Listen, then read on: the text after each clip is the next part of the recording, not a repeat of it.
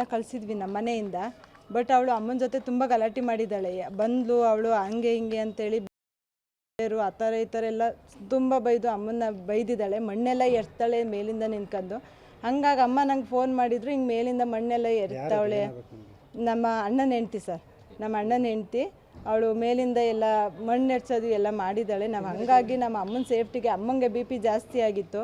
ನಾನು ಅವನಿಗೆ ಫೋನ್ ಮಾಡಿದೆ, ಹಿಂಗೆಲ್ಲ ಮಾಡ್ತಿದ್ದಾಳಂತೆ ಅಂತ. ಆವಾಗ ಬಂದು ಅವನು, ನಿನ್ನ ಮನೆಗೆ ನೀನು ಬೀಗ ಹಾಕೊಳ್ಳಪ್ಪ, ನಾನು ಹೆಂಡ್ತಿ ನಾನು ಕರ್ಕೊಬತ್ತೀನಿ ಅಂತ ಹೇಳ್ದೆ ನನಗೆ ಅವನು. ಹಾಗಾಗಿ ನಾನು ಹೋಗಿ ಬೀಗ ಹಾಕ್ತೆ ಮನೆಗೆ, ಅಷ್ಟೇ ಸರ್. ಬೀಗ ಹಾಕಿದ್ದಕ್ಕೆ ಏಕಾಏಕಿ ಬಂದು ಅವ್ರ ತಂದೆ ತಾಯಿನೆಲ್ಲ ಕರೆಸಿ ನನಗೆಲ್ಲ ಹೊಡೆಸಿ, ಅವರು ತಂದೆ ಎಲ್ಲ ಬಂದು ನನಗೆ ಹೊಡೆಸಿ, ನಮ್ಮನೆಯವರಿದ್ದರು ನನ್ನನ್ನು ಅಲ್ಲಿಂದ ಸೇಫ್ ಮಾಡಿದ್ರು, ಬಿಡಿಸಿದ್ರು ನನ್ನನ್ನು, ಹೊಡಿಬೇಡಿ ಅವಳಿಗೆ ಅಂತ. ಹಂಗಾಗಿ ಅವ್ರ ತಂದೆ ಎಲ್ಲ ಆವಾಜ್ ಹಾಕಿದ್ರು, ನಿಂದ ಮನೆ, ನಿಮ್ಮ ಅಪ್ಪಂದ ಮನೆ, ನಿನ್ನ ಹಂಗಂದ್ರೆ ಬಿಚ್ಚು ಮಾಡು ನೋಡ್ತೀನಿ ಅಂತ. ದೇವರಾಜ್ ಸರ್ ಬಂದರು ಪಾಪ, ಅವರು ಬಂದು ಕಂಪ್ಲೇಂಟ್ ಕೊಡಿ ಬನ್ನಿ ಇಬ್ಬರು ಸ್ಟೇಷನ್ಗೆ ಅಂತ. ಅವಳು ಮನೆ ಬಿಟ್ಟು ಸ್ಟೇಷನ್ಗೆ ಹೋಗೋಕ್ಕೂ ರೆಡಿ ಇಲ್ಲ ಸರ್. ನಾನು ಮನೆ ಬಿಟ್ಟು ಬರಲ್ಲ ಅಂತ. ಮೊಬೈಲ್ ಕೇಳಿದ್ಲು, ಮೊಬೈಲು ಇದು ಗೌರ್ಮೆಂಟ್ ಮೊಬೈಲು, ಮಿಸ್ಯೂಸ್ ಮಾಡೋಂಗಿಲ್ಲ, ನಾವು ಮೊಬೈಲ್ ಕೊಡಲ್ಲ ಅಂತ ಹೇಳಿದ್ರು ದೇವರಾಜ್ ಸರು. ಆಮೇಲೆ ಅದನ್ನು ಅವ್ರು ಹೋದ್ರು, ನೀವು ಸ್ಟೇಷನಿಗೆ ಬಂದು ಅಂತ. ಅವ್ರು ಸ್ಟೇಷನಿಗೆ ಬರೋಕ್ಕೆ ರೆಡಿ ಇಲ್ಲ ಸರ್.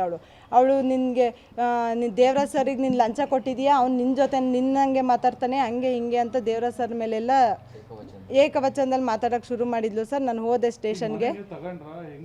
ಮನೆ ದಾನಪತ್ರ ಮಾಡಿಸ್ಕೊಂಡಿದ್ದೀವಿ ಸರ್. ನನ್ನ ಲೈಫ್ ಪೂರ್ತಿ ನನ್ನ ತಂದೆ ತಾಯಿ ಇರೋ ತನಕ ನನ್ನ ತಂದೆ ತಾಯಿ ಸೇಫ್ಟಿನ, ಅವ್ರ ಜವಾಬ್ದಾರಿನ, ಅವ್ರದ್ದೇನೂ ಖರ್ಚು ವೆಚ್ಚ ಇದ್ದರೂ ನಾನು ನೋಡ್ಕೊತೀನಿ ಸರ್. ಹಾಗಾಗಿ ನನಗೆ ನನ್ನ ತಂದೆ ದಾನಪತ್ರ ಮಾಡಿದ್ದಾರೆ. ಆಲ್ಮೋಸ್ಟ್ ಅವ್ರದ್ದು ಬ್ಯಾಂಕಿನ ಸಾಲಗಳು ಅವ್ರು ಏನಿದಾವೋ ನಾನು ಎಲ್ಲದೂ ಕಟ್ಟಿದ್ದೀನಿ. ಅವ್ರು ಮನೆ ಮಾಡೋಕ್ಕಾಗಿ, ಸೈಟ್ ತಗೊಳಕ್ಕಾಗಿ ಬ್ಯಾಂಕಲ್ಲಿ ತುಂಬ ಸಾಲಗಳನ್ನ ಮಾಡಿದರು. ಹಂಗಾಗಿ ನಾನು ಅದು ಸಾಲಗಳನ್ನ ಕಟ್ಟಿದ್ದೀನಿ. ಆ ಸಾಲಗಳನ್ನ ತೀರಿಸಿ ನನ್ನ ತಂದೆ ಹತ್ರ ನಾನು ದಾನಪತ್ರ ಮಾಡಿಸ್ಕೊಂಡಿದ್ದೀನಿ ಸರ್. ಆ ದಾನಪತ್ರ ನನ್ನ ಅಣ್ಣ, ನನ್ನ ಅಕ್ಕ ಇಬ್ಬರೂ ಸೇರಿ ಎಲ್ಲರೂ ಒಪ್ಪಿ ದಾನಪತ್ರ ಮಾಡಿಕೊಟ್ಟಿದ್ದಾರೆ ಸರ್. ಮೊದಲು ಚೆನ್ನಾಗಿದ್ರು ಸರ್. ಮೊದಲು 2 ವರ್ಷ ಚೆನ್ನಾಗಿದ್ರು, ನಮ್ಮ ಜೊತೆನೂ ಚೆನ್ನಾಗಿದ್ಲು, ನಮ್ಮ ಜೊತೆನೂ ಎಲ್ಲ ಚೆನ್ನಾಗಿತ್ತು. ಬಟ್ ಡೆಲಿವರಿ ಕಳಿಸ್ದಾಗ್ಲಿಂದ ಈ ಜಗಳಗಳು ಶುರುವಾಗಿದ್ದು ಸರ್. ಅಲ್ಲಿಂದ ಡೆಲಿವರಿ ಹೊಂದಾಣಿಕೆ ಇಲ್ಲ ಸರ್. ಡೆಲಿವರಿಗೆ ಹೋಗಿ ಬಂದರು, ಅವ್ರ ಗಂಡ ಹೆಂಡತಿ ಸಮಸ್ಯೆಗಳೇನೋ ನಮಗೆ ಗೊತ್ತಿಲ್ಲ, ಅದು ಗೊತ್ತಿಲ್ಲ. ಬರೀ ಏಕಾಏಕಿ ಅವ್ರು ರೂಮ್ ಮಾಡು ಅಂದ, ರೂಮ್ ಮಾಡಿ ಇರಿಸ್ಬಿಟ್ಟು ಬೆಂಗಳೂರಿಗೆ ಹೋದ. ಅವ್ಳು ಬೆಂಗಳೂರಿಗೆ ಬರಲ್ಲ ಅಂದ್ಲು. ಹಾಗಾಗಿ ಅವಳನ್ನ ಅರ್ಕುಲ್ಗೋಡಲ್ಲೇ ಇರಿಸ್ಬಿಟ್ಟು ಹೋದ. ಅವ್ರ ಜಗಳಗಳು ಏನೋ ನಮಗೆ ಗೊತ್ತಿಲ್ಲ. ಬಟ್ ನಾವು ನಮ್ಮ ತಂದೆ ತಾಯಿನ ಸೇಫ್ ಮಾಡ್ತಾಯಿದ್ದೀವಿ ಸರ್, ಅಷ್ಟೇ. ಅವ್ರ ಜಗಳಗಳಿಗೆ ನಾವು ಮಧ್ಯೆ ಹೋಗಿಲ್ಲ. ಹಿಂದಿನ ದಿನ ಕಳಿಸಿದ್ವಿ ನಮ್ಮ ಮನೆಯಿಂದ. ಬಟ್ ಅವಳು ಅಮ್ಮನ ಜೊತೆ ತುಂಬ ಗಲಾಟೆ ಮಾಡಿದ್ದಾಳೆ. ಬಂದ್ಲು ಅವಳು ಹಂಗೆ ಹಿಂಗೆ ಅಂತೇಳಿ ಆ ಥರ ಈ ಥರ ಎಲ್ಲ ತುಂಬ ಬೈದು ಅಮ್ಮನ್ನ ಬೈದಿದ್ದಾಳೆ. ಮಣ್ಣೆಲ್ಲ ಎರ್ತಾಳೆ ಮೇಲಿಂದ ನಿಂತ್ಕೊಂಡು. ಹಂಗಾಗಿ ಅಮ್ಮ ನಂಗೆ ಫೋನ್ ಮಾಡಿದ್ರು, ಹಿಂಗೆ ಮೇಲಿಂದ ಮಣ್ಣೆಲ್ಲ ಎರ್ತಾವಳೆ. ನಮ್ಮ ಅಣ್ಣನ ಹೆಂಡ್ತಿ ಸರ್, ನಮ್ಮ ಅಣ್ಣನ ಹೆಂಡ್ತಿ.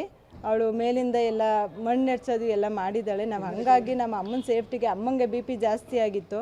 ನಾನು ಅವನಿಗೆ ಫೋನ್ ಮಾಡಿದೆ, ಹಿಂಗೆಲ್ಲ ಮಾಡ್ತಿದ್ದಾಳಂತೆ ಅಂತ.